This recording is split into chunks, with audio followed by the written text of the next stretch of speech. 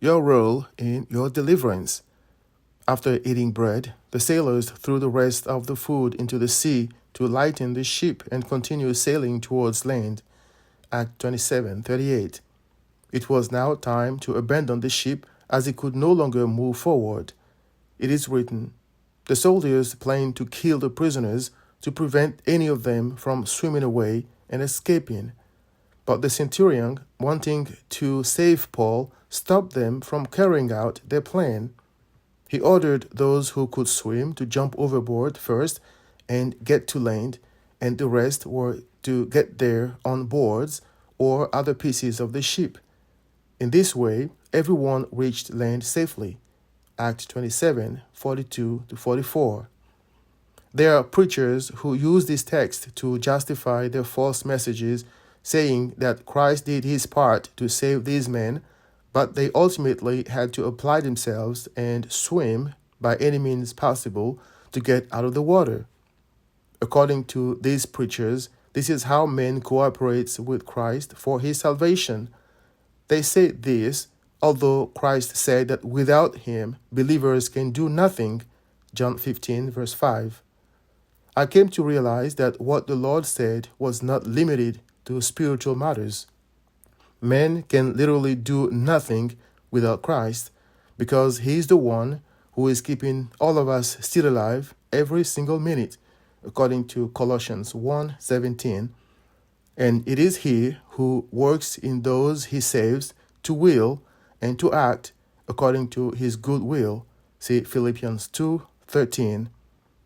If it is Christ who kept these men alive through a violent tempest, fed them, and was now giving them the strength and the will to swim thanks to the skills he made them acquire at some point, giving others boards and pieces of the ship, then where do those preachers see sinners cooperating with Christ?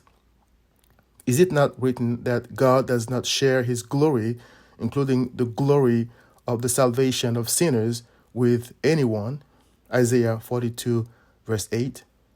Is it not written that it is by grace that every sinner is saved through faith, and that it is God's gift, not the result of a personal effort, so that no one can try to steal God's glory instead of praising him alone?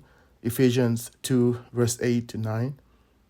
Those who speak of cooperation between Christ and the sinner are enemies of God because they lie, rob Christ of his glory, and give it to sinners, thus causing them to glory and thus subjecting them to God's anger.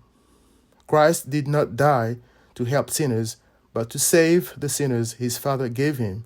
See John 17:6 and verse 9. He obtained the eternal redemption of his sheep by offering his blood once for all, according to Hebrews 9:12. Luke's account clearly shows the role man plays in his salvation. It is written, the soldiers planned to kill the prisoners to prevent any of them from swimming away and escaping. Act 27:42.